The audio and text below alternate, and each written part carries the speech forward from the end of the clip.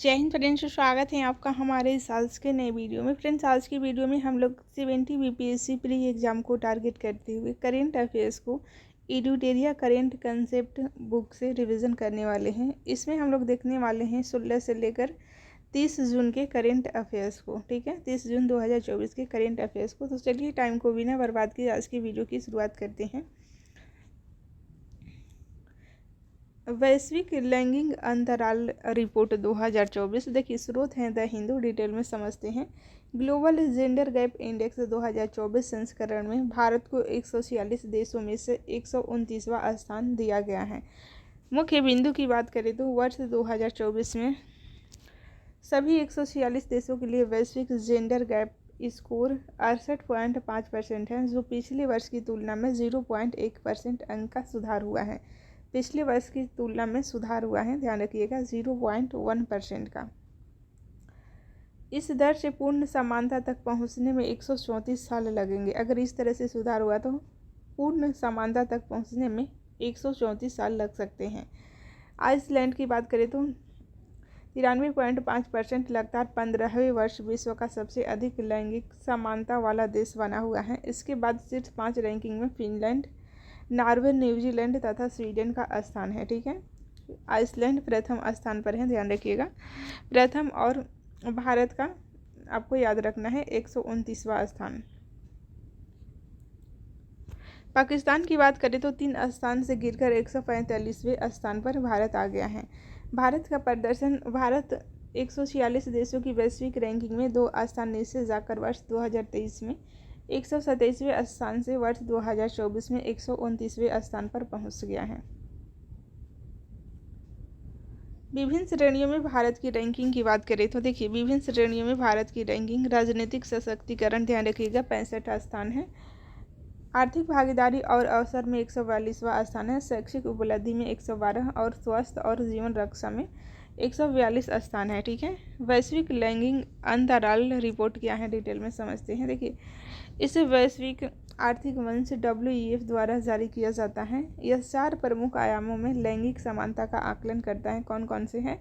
आर्थिक भागीदारी और अवसर, शैक्षिक उपलब्धि, स्वास्थ्य और उत्तरजीविता और राजनीतिक सशक्तिकरण। ये 4 आयाम हैं। ठीक है, यह वर्ष 2006 में स्थापना के बाद के समय के साथ लैंगिक अंतरालों को समाप्त करने की दिशा में प्रगति को ट्रैक करता है। नेक्स्ट है बाल पोषण रिपोर्ट 2024। स्रोत हैं द हिंदू। हाल ही में यूनिसेफ ने बाल खाद्य गरीबी रिपोर्ट शीर्षक से बाल पोषण रिपोर्ट 2024 जारी की है। यूनिसेफ बाल खाद्य गरीबी को प्रारंभिक बचपन, जीवन के पहले 5 वर्षों में पौष्टिक और विविध आहार तक पहुंचने और उपभोग करने में बच्चों की असमर्थता के रूप को परिभाषित करता है। मुख्य बिंदु क्या है, डिटेल में समझते हैं। देखिए, विश्व भर में 5 वर्ष से कम आयु के प्रत्येक 4 बच्चों में से एक, लगभग 27% बच्चे, 181 मिलियन, गंभीर खाद्य गरीबी का सामना कर रहा है। दक्षिण एशिया और उप सहारा अफ्रीका में गंभीर बाल खाद्य गरीबी में रहने वाले 181 मिलियन बच्चों में से 2/3 68% से अधिक बच्चे रहते हैं। भारत के 40% बच्चे गंभीर खाद्य अभाव का सामना कर रहे हैं। कारण है बढ़ती असमानताएं, संघर्ष और जलवायु संकट, साथ ही बढ़ती खाद्य कीमतें, अस्वास्थ्यकर खाद्य पदार्थों की अधिकता, हानिकारक खाद्य विपणन रणनीतियों और बच्चों का भोजन देने की खराब प्रथाएं। ठीक है, सिफारिशें प्रमुख हैं। देखिए, बाल खाद्य गरीबी उन्मूलन को नीतिगत अनिवार्यता के रूप में स्थापित करना, पौष्टिक और स्वस्थ भोजन को छोटे बच्चों के लिए सबसे सुलभ, किफ़ायती और वांछनीय विकल्प बनाने के लिए खाद्य प्रणालियों में परिवर्तन लाना, CFP की गंभीरता का आकलन करने के लिए डेटा प्रणालियों को मजबूत करना, ये सभी सिफारिशें हैं। नेक्स्ट बात करते हैं हाइड्रोजन परियोजना क्या है, डिटेल में समझते हैं। स्रोत हैं द इंडियन एक्सप्रेस। देखिए, यूरोपीय अंतरिक्ष एजेंसी ने अंतरिक्ष आधारित इंटरनेट के लिए अपना स्वयं का उपग्रह नेटवर्क विकसित करने हेतु हाइड्रोन परियोजना की घोषणा की है। हाइड्रोन परियोजना क्या है, डिटेल में समझते हैं। देखिए, यूरोपीय अंतरिक्ष एजेंसी का उच्च थ्रूपुट ऑप्टिकल नेटवर्क हाइड्रोन अंतरिक्ष में ऑप्टिकल लेजर आधारित संचार और संरचना का उपयोग करके पृथ्वी पर उपयोग के लिए विशेषकर दूर दराज के क्षेत्रों में पेटाबाइट्स डेटा रिले करने का इरादा रखता है। यह अत्यधिक उन्नत दूर संचार क्षमता को सक्षम करने के लिए मौजूदा रेडियो आवृत्ति चैनलों का पूरक होगा। हाइड्रोन का लक्ष्य अंतरिक्ष में टेराबीट प्रति सेकेंड क्षमता पर दुनिया का पहला ऑप्टिकल मल्टी ऑर्बिट परिवहन नेटवर्क प्रदर्शित करना है, जो स्थलीय फाइबर आधारित नेटवर्क को अंतरिक्ष में निर्बाध रूप से विस्तारित करेगा। दूसरे शब्दों में हाइड्रोन आकाश में फाइबर और क्लाउड से परे इंटरनेट का प्रदर्शन करेगा। महत्व की बात करें तो डिटेल में समझते हैं। देखिए 2030 तक डेटा की मांग में औसतन लगभग 500% की वृद्धि होने का अनुमान है। बढ़ती डेटा आवश्यकताओं की मांग को पूरा करने में हाइड्रोन सहायक साबित हो सकता है। ऑप्टिकल संचार प्रौद्योगिकियों में पारंपरिक रेडियो आवृत्ति प्रणालियों द्वारा उत्पन्न बाधाओं को कम करने की क्षमता है। ब्रॉडबैंड की कमी वाले दूरदराज के क्षेत्रों में इंटरनेट पहुंच उपलब्ध कराना। ईएसए ने 2027 और 2029 के बीच हाइड्रोन के चरणबद्ध प्रक्षेपण की योजना बनाई है। नेक्स्ट बात करते हैं नागास्त्र फर्स्ट। देखिए स्रोत है हिंदुज़म। भारतीय सेना ने स्रोत हिंदुस्तान है। भारतीय सेना ने अपने पहले स्वदेशी मानव पोर्टेबल आत्मघाती ड्रोन के रूप में इकोनॉमिक एक्सप्लोसिव लिमिटेड द्वारा डिज़ाइन किया गया नागास्त्र फर्स्ट लोटरिंग म्यूनिशन को एकीकृत किया है। मुख्य बिंदु की बात करें तो डिटेल में समझते हैं। देखिए सटीक हमला, यह 2 मीटर के दायरे में जीपीएस निर्देशित परिशुद्धता के साथ दुश्मन के ठिकाने को मार गिरा सकता है। स्वदेशी विकास है। नागास्त्र फर्स्ट को पूरी तरह से भारत में डिजाइन और विकसित किया गया है, जिसमें 75% से अधिक स्वदेशी सामग्री है। रक्षा आत्मनिर्भरता, ये ड्रोन दुश्मन के प्रशिक्षण शिविरों और घुसपैठियों के खिलाफ सेना के सटीक हमला करने की क्षमताओं को बढ़ाते हैं तथा इनका लक्ष्य आयात पर निर्भरता कम करना और रक्षा प्रौद्योगिकियों में आत्मनिर्भरता को बढ़ावा देना है। ऑपरेशनल रेंज की बात करें तो इस ड्रोन की ऑपरेशनल रेंज 15 किलोमीटर है, जबकि ऑटोनॉमस मोड में 30 किलोमीटर है। फ्रेंड्स ये सीरीज आपको पसंद आ रहा है तो प्लीज़ लाइक कर दीजिए और चैनल पर नए हैं तो चैनल को ज़रूर सब्सक्राइब कर लीजिए, क्योंकि हम लोग कंप्लीट बीपीएससी के बदलते पैटर्न के अनुसार सिलेबस को रिवीजन करने वाले हैं। परफेक्शन आइज का जो मेंटरशिप प्रोग्राम चलाया जा रहा है उसका भी वीडियो अपलोड हो चुका है, अगर आप नहीं देखे हैं तो उसे भी रिविज़न कर लीजिएगा। लोइटरिंग म्यूनिशन क्या है? देखिए किसी लक्ष्य क्षेत्र के ऊपर चक्कर लगा सकते हैं और हमला करने के लिए समय का इंतजार कर सकते हैं। नागपुर सोलर इंडस्ट्री की इकोनॉमिक एक्सप्लोसिव लिमिटेड नामक कंपनी ने इस ड्रोन को विकसित किया है। नेक्स्ट बात करते हैं विश्व मत्स्य पालन और जलीय कृषि की स्थिति रिपोर्ट डिटेल में समझते हैं। द इंडियन एक्सप्रेस स्रोत हैं। देखिए खाद्य एवं कृषि संगठन द्वारा विश्व मत्स्य पालन और जलीय कृषि की स्थिति 2024 रिपोर्ट जारी किया गया है। मुख्य बिंदु की बात करें तो वैश्विक उत्पादन, देखिए विश्व मत्स्य पालन और जलीय कृषि उत्पादन 2022 में 223.2 मिलियन टन के नए उच्च स्तर पर पहुंच गया है। जलीय जीव 185.4 मिलियन टन है। शैवाल 37.8 मिलियन टन। जलीय कृषि उत्पादन 130.9 मिलियन टन है। मत्स्य पालन 92.2 मिलियन टन है। ठीक है। क्षेत्रवार जलीय पशु उत्पादन एशियन 70%, यूरोप 9%, लैटिन अमेरिका और कैरिबियाई 9%, अफ्रीका 7%, उत्तरी अमेरिका 3%, ओशिनिया 1% है। ठीक है। तो ये एशिया, यूरोप, लैटिन अमेरिका और कैरिबियन मोस्ट इम्पोर्टेंट है, इसे ध्यान रखिएगा। जलीय जीवों के मुख्य उत्पादन देश हैं चीन 36%, भारत 8%, इंडोनेशिया 7% है। ठीक है। चाइना सबसे ज़्यादा है जलीय जीवों के उत्पादन में, आपको याद रखना है। रोजगार की बात करें तो प्राथमिक उत्पादन में कार्यरत तो लोग 61.8 मिलियन, क्षेत्र के अनुसार श्रमिक मत्स्य पालन 54%, जलीय कृषि 36%, क्षेत्र गिरावट रही है 10%। ठीक है। निर्दिष्ट नहीं है जो वो 10% है। भारत की स्थिति, भारत दुनिया का तीसरा सबसे बड़ा मछली उत्पादक देश है। चीन के बाद दूसरा सबसे बड़ा जलीय कृषि उत्पादक देश है। मछली उत्पादन में चीन प्रथम स्थान पर तथा इंडोनेशिया दूसरे स्थान पर है। चीन प्रथम और इंडोनेशिया दूसरे और भारत की स्थिति तीसरे स्थान पर है। भारत ने वित्त वर्ष 2022-23 में 175.45 लाख टन का रिकॉर्ड मछली उत्पादन किया है, जो वैश्विक उत्पादन का 8% है। यह देश के सकल मूल्यवर्धन में लगभग 1.09% और कृषि जीवीए में 6.72% से अधिक का योगदान देता है। यह क्षेत्र देश में 28 मिलियन से अधिक लोगों की आजीविका का समर्थन करता है।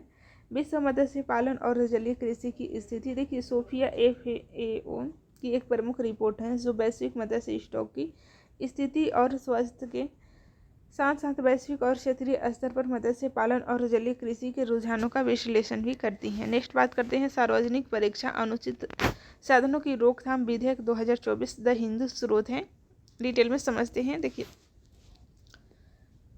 सार्वजनिक परीक्षा अनुचित साधनों की रोकथाम विधेयक 2024, जिसमें सरकारी भर्ती परीक्षाओं में कदाचार और संगठित धोखाधड़ी के लिए 5 साल तक की कैद और 1 करोड़ रुपए तक के जुर्माने का प्रावधान है, जो केंद्र सरकार ने 21 जून से लागू करने की अधिसूचित किया है। ठीक है, प्रमुख प्रावधान है इसमें न्यूनतम 3 साल की जेल अवधि का प्रावधान है, जिसे बढ़ाकर 5 साल किया जा सकता है। इसमें शामिल व्यक्तियों के लिए 10 लाख तक का जुर्माना का प्रावधान भी है। परीक्षा अधिकारियों या सेवा प्रदाताओं द्वारा संगठित अपराध करने पर न्यूनतम 5 साल और अधिकतम 10 साल की जेल होगी। साथ ही 1 करोड़ रुपए का जुर्माना भी लगाया जा सकता है।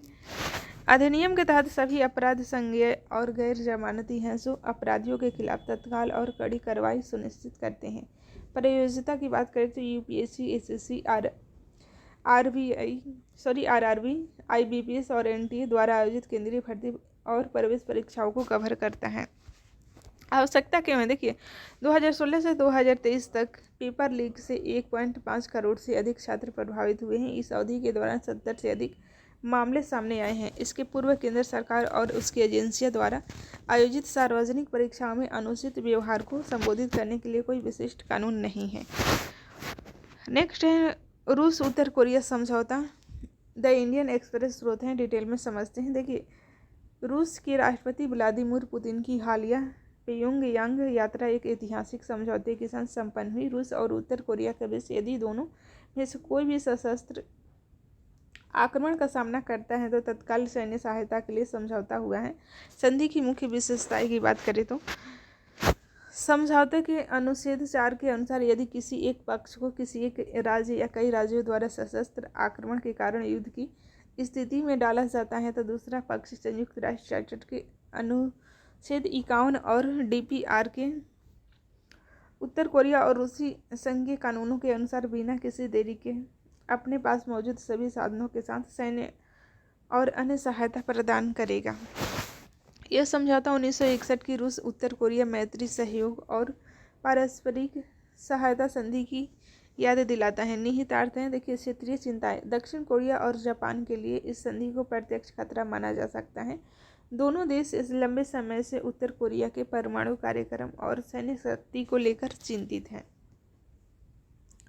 शक्ति संतुलन। इसके जवाब में दक्षिण कोरिया और जापान दोनों संभवतः संयुक्त राज्य अमेरिका के साथ अपने संगठन को और मजबूत करेंगे। प्रोत्साहन की बात करें तो यह समझौता अन्यत्र भी इसी तरह की साझेदारी को प्रोत्साहित कर सकता है, खासकर ईरान के साथ। ठीक है, चीन की दुविधा है। देखिए, यह संधि एशिया में पश्चिम विरोधी ताकत को मजबूत करती है। चीन उत्तर कोरिया के साथ रूस की बढ़ती सैन्य सहयोग से सावधान रहेगा, जो प्योंगयांग पर उसके लगभग अन्य भू राजनीतिक प्रभाव को कमजोर कर सकता है। ऊर्जा संक्रमण सूचकांक, डिटेल में समझते हैं, द हिंदू स्रोत हैं। देखिए, विश्व आर्थिक मंच द्वारा जारी वैश्विक ऊर्जा संक्रमण सूचकांक के अनुसार भारत को सूचकांक में शामिल 120 देशों में से 63वां स्थान मिला है। विगत वर्ष भारत 67वें स्थान पर था। मुख्य बिंदु की बात करें तो रैंकिंग में यूरोपीय देश शीर्ष पर है, स्वीडन शीर्ष पर है, उसके बाद डेनमार्क, फिनलैंड, स्विट्जरलैंड और फ्रांस का स्थान है। स्वीडन शीर्ष पर है, ध्यान रखिएगा। विश्व आर्थिक मंच ने स्वस्थ ऊर्जा और संरचना में भारत द्वारा की गई प्रगति की सराहना की, जहां नवीकरणीय ऊर्जा और बायोमास इसकी विद्युत उत्पादन क्षमता का 42% हिस्सा है, जिससे भारत विश्व स्तर पर चौथा सबसे बड़ा नवीकरणीय बाजार बन गया है। नेक्स्ट बात करते हैं, भारत और चीन जैसे घनी आबादी वाले देशों सहित उभरते और विकासशील एशिया ने पिछले दशक में ऊर्जा संक्रमण सूचकांक स्कोर में 8% सुधार दिखाया है। 8 देशों ने वर्ष 2022 में शुद्ध शून्य उत्सर्जन हासिल किया, जिसमें Bhutan, Comoros, गेबोन, Guana, Madagascar, New Guinea, Panama और सूरीनाम शामिल हैं। ऊर्जा संक्रमण सूचकांक में इसे विश्व आर्थिक मंच द्वारा प्रकाशित किया जाता है। किसके द्वारा किया जाता है? विश्व आर्थिक मंच के द्वारा। यह एक न्यायसंगत, सुरक्षित और टिकाऊ ऊर्जा भविष्य के निर्माण के लिए दुनिया भर में चयनित देशों की प्रगति और तैयारियों को ट्रैक करता है। ध्यान रखिएगा।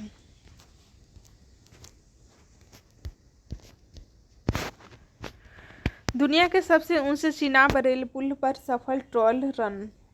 द हिंदू स्रोत में डिटेल में समझते हैं। देखिए, हाल ही में भारतीय रेलवे ने जम्मू कश्मीर में दुनिया के सबसे ऊंचे रेलवे पुल चिनाब ब्रिज पर 8 कोस वाली मेऊ ट्रेन के सफल ट्रॉल रन के साथ ऐतिहासिक उपलब्धि हासिल की है। प्रमुख बिंदु क्या है, डिटेल में समझते हैं। देखिए, यह चिनाब नदी से 559 मीटर लगभग 1178 फीट की ऊंचाई पर स्थित है, जो पेरिस के एफिल टावर की ऊंचाई से लगभग 35 मीटर अधिक है।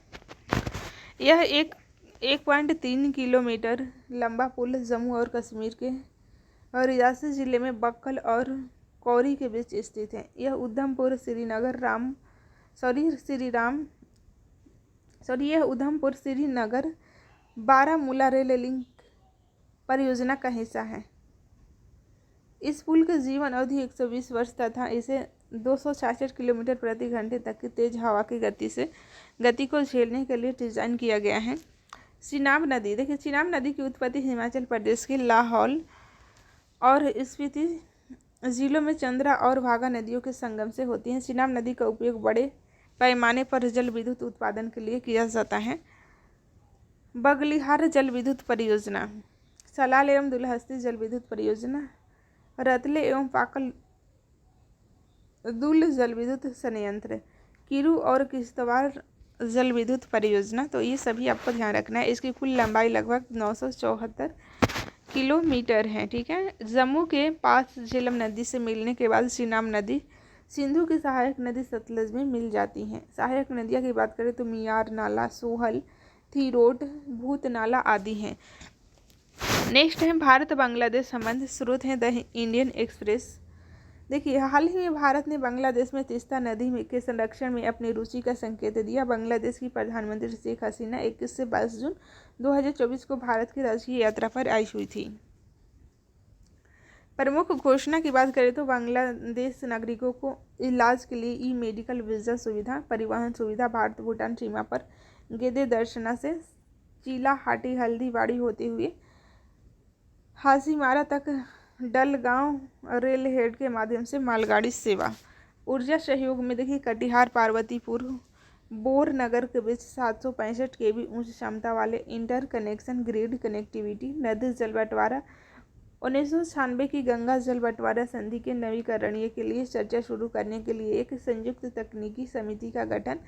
आपसी सहमति से तय समय सीमा के भीतर भारतीय सहायता से बांग्लादेश के अंदर तीस्ता नदी के संरक्षण और प्रबंधन का काम किया जाएगा। राजशाही और कोलकाता के बीच नई ट्रेन। देखिए, चटगांव और कोलकाता के बीच बस सेवा चली है। नेपाल से 45 MW बिजली भारत के जरिए बांग्लादेश को प्रदान किया जाएगा। बांग्लादेश भारतीय UPI को अपनाएगा।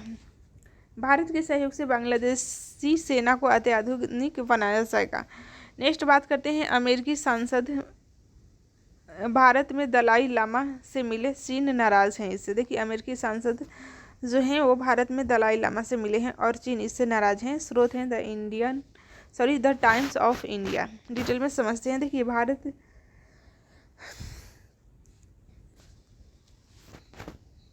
भारत में आकर मिले हैं दलाई लामा से। हाल ही में कुछ प्रभावशाली अमेरिकी सांसदों के एक दल ने भारत के धर्मशाला में दलाई लामा से मुलाकात की है। चीन ने दलाई लामा को अलगाववादी बताते हुए अमेरिकी सांसदों से उनसे न मिलने की अपील की थी। प्रमुख बिंदु है, 7 अमेरिकी सांसदों के इस दल में डेमोक्रेटिक और रिपब्लिकन दोनों पक्षों के सांसद हैं। दल की अध्यक्षता माइकल मैककॉल ने किया तथा इस दल में हाउस की पूर्व स्पीकर नैन्सी पेलोसी भी थी। हाल ही में अमेरिकी कांग्रेस ने एक विधेयक पारित किया जिसमें बीजिंग से तिब्बत की स्थिति और शासन पर विवाद को शांतिपूर्ण ढंग से हल करने के लिए दलाई लामा अन्य तिब्बती नेताओं के साथ पुनः संपर्क स्थापित करने का आग्रह किया।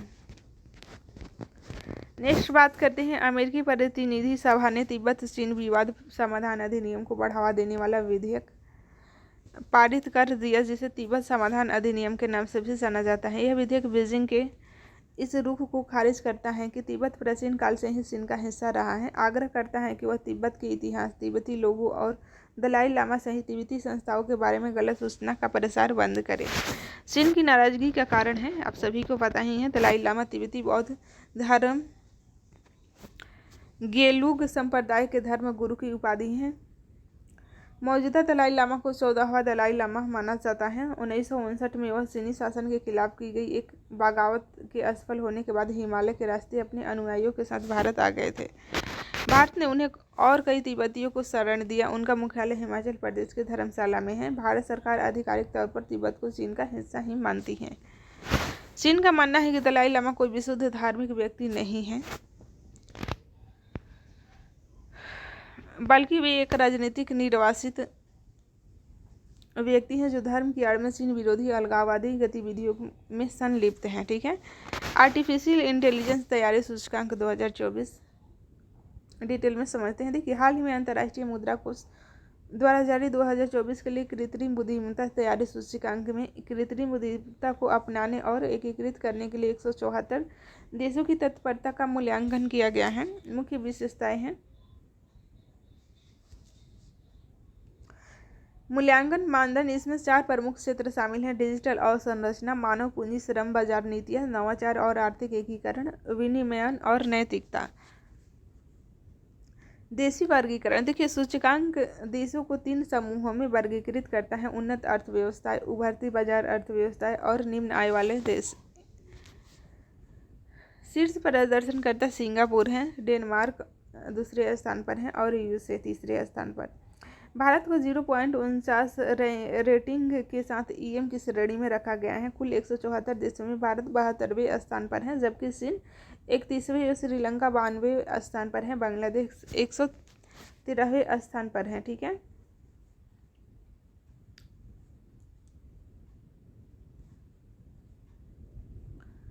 सरकार के पहल, देखिए इंडिया एआई मिशन, भारत में एआई बनाना और भारत के लिए एआई को कारगर बनाने के दृष्टिकोण को सफल बनाने के उद्देश्य से सरकार ने मार्च में 10,371.92 करोड़ रुपए के बजट परिव्यय के साथ इंडिया एआई मिशन को मंजूरी दी है। इंडिया एआई मिशन का उद्देश्य एआई नवाचारों को बढ़ावा देने के लिए एक व्यापक पारिस्थितिकी तंत्र स्थापित करना है। नेक्स्ट बात करते हैं दूरसंचार अधिनियम 2023, मोस्ट इम्पोर्टेंट है, द हिंदू स्रोत है। देखिए, हाल ही में केंद्र सरकार ने दूरसंचार अधिनियम 2023 की धारा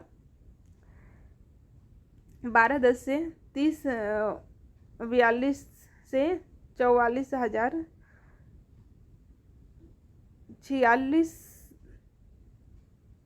47, 50 से 58, 61 और 62 को लागू करने के लिए राजपत्र में अधिसूचना जारी की है। दूरसंचार अधिनियम 2023 डिटेल में समझते हैं। देखिए, दूरसंचार अधिनियम 2023 भारतीय टेलीग्राफ अधिनियम 1885, भारतीय वायरलेस टेलीग्राफी अधिनियम 1933 और टेलीग्राफ तार अधिनियम 1950 पर आधारित दूरसंचार क्षेत्र के लिए मौजूदा और पुराने नियामक ढांचे का स्थान लेता है। इसमें प्रावधान किया गया है कि केंद्र सरकार दूरसंचार गतिविधि संबंधी गतिविधियों के लिए प्राधिकरण प्रदान करेगी और स्पेक्ट्रम आवंटित करेगी। सरकार के पास सार्वजनिक सुरक्षा या आपातकाल से संबंधित निर्दिष्ट आधारों पर संदेशों को रोकने, उसकी निगरानी करने या ब्लॉक करने की शक्ति है। ठीक है। दूरसंचार स्पेक्ट्रम उपयोगकर्ता आदि जैसे विभिन्न शब्दावलियों को परिभाषित करना, जिससे अनिश्चितताएं कम होगी तथा निवेशकों का विश्वास बढ़ेगा और व्यापार करने में आसानी होगी। यह अधिनियम सार्वभौमिक सेवा दायित्व निधि के दायरे का विस्तार करता है, जिसमें वंचित ग्रामीण, दूरस्थ और शहरी क्षेत्र में सार्वभौमिक सेवाओं का समर्थन करता है। यह अधिनियम नव परिवर्तन और प्रौद्योगिकी के प्रयोग को सुविधाजनक बनाने के लिए विनियामक सैंडबॉक्स हेतु कानूनी ढांचा भी प्रदान करता है। यह अधिनियम उपयोगकर्ताओं को अवांछित वाणिज्यिक संचार से बचने के लिए शिकायत निवारण तंत्र बनाता है। विशेषताएं की बात करें तो इसमें इसमें नियमों के उल्लंघन तथा अपराध के आधार पर 3 साल तक की जेल तथा 50 लाख तक के जुर्माने का प्रावधान है। एक पहचान पत्र पर 9 से ज़्यादा सिम कार्ड होने पर 50,000 का जुर्माना, दोबारा यही काम करने पर 2 लाख रुपए तक का जुर्माना लगाने का प्रावधान है। ठीक है। विश्व ड्रग्स रिपोर्ट 2024 स्रोत है PIB। डिटेल में समझते हैं। देखिए, संयुक्त राष्ट्र मादक पदार्थ एवं अपराध कार्यालय ने विश्व मादक पदार्थ दिवस रिपोर्ट जारी की है। रिपोर्ट के प्रमुख बिंदु क्या हैं, डिटेल में समझते हैं। देखिए, 2022 में नशीली दवाओं का उपयोग करने वाले लोगों की संख्या बढ़कर 292 मिलियन हो गई है, जो 10 वर्षों में 20% की वृद्धि है। नशीली दवाओं का उत्पादन और तस्करी अस्थिरता और असमानता को बढ़ा रही है, जिससे स्वास्थ्य सुरक्षा और कल्याण को काफ़ी नुकसान पहुंच रहा है। कैनबिस सबसे अधिक इस्तेमाल की जाने वाली दवा बनी हुई है। इसके बाद ओपियोइड, एम्फेटामिन, कोकीन और एक्सटसी का स्थान है। सबसे ज़्यादा आपको है कैनबिस, 228 मिलियन उपयोग करता है। ओपियोइड इसे 60 मिलियन लोग उपयोग कर रहे हैं। एम्फेटामिन 30 मिलियन लोग उपयोग कर रहे हैं और कोकीन 23 मिलियन लोग उपयोग कर रहे हैं। एक्सटसी ये 20 मिलियन लोग उपयोग कर रहे हैं। ठीक है।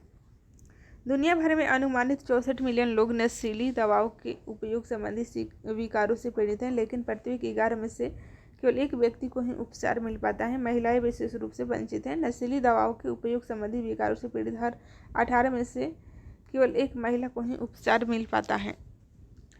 मादक पदार्थों की तस्करी पर अंकुश लगाने के लिए उठाए गए कदम हैं नार्को समन्वय केंद्र। देखिए, वर्ष 2019 में केंद्रीय और राज्य ड्रग्स कानून प्रवर्तन एजेंसियों के बीच बेहतर सामंजस्य और तालमेल के लिए 4 स्तरीय NCOID तंत्र को मजबूत किया गया था। संयुक्त समन्वय समिति JCC का गठन।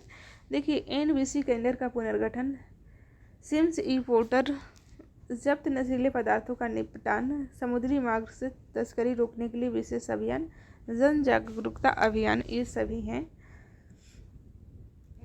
मादक पदार्थों की तस्करी पर अंकुश लगाने के लिए उठाए गए कदम। ठीक है। श्रीनगर को मिला विश्व शिल्प नगरी का दर्जा, वेरी इंपॉर्टेंट है, ध्यान रखिएगा। द इंडियन एक्सप्रेस स्रोत है। हाल ही में श्रीनगर विश्व शिल्प परिषद द्वारा विश्व शिल्प शहर के रूप में मान्यता प्राप्त करने वाला चौथा भारतीय शहर बन गया है। 3 वर्ष पूर्व इसे शिल्प और लोक कलाओं के लिए यूनेस्को क्रिएटिविटी सिटी नेटवर्क के हिस्से के रूप में नामित किया गया था। प्रमुख बिंदु हैं, देखिए, जयपुर, मलप्पुरम और मैसूर को पहले ही विश्व शिल्प शहरों के रूप में मान्यता मिल चुकी है। कागज की लुगदी, अखरोट की लकड़ी पर नक्काशी, कालीन, सूजनी, कढ़ाई तथा पश्मीना और काली शॉल श्रीनगर के प्रमुख शिल्प हैं। ठीक है। महत्व की बात करें तो अंतर्राष्ट्रीय प्रतिष्ठा, यह मान्यता वैश्विक मंच पर शहर की स्थिति को बढ़ाती है तथा शिल्प के लिए उत्कृष्टता के केंद्र के रूप में इसकी प्रतिष्ठा को भी बढ़ाती हैं। कारीगरों को समर्थन, इससे श्रीनगर के स्थानीय हस्तशिल्प उद्योग को प्रोत्साहन मिलेगा। यहाँ 60,000 से अधिक लोग शिल्प कलाओं से जुड़े हैं। आर्थिक लाभ है, यह मान्यता पर्यटकों, निवेशकों और प्रामाणिक शिल्प में रुचि रखने वाले ग्राहकों को आकर्षित करके स्थानीय अर्थव्यवस्था को बढ़ावा देना है। मानदंड की बात करें तो शहरों को शिल्प कौशल, सांस्कृतिक विरासत और टिकाऊ प्रथाओं के प्रति उनकी प्रतिबद्धता के आधार पर प्रतिष्ठा विश्व शिल्प नगरी का दर्जा दिया जाता है। शिल्प की समृद्ध परंपरा और कुशल कारीगर, शिल्प प्रथाओं में नवीनता और रचनात्मक, सदियों पुरानी प्रथाओं का पालन, ये सभी मानदंड हैं, ध्यान रखिएगा।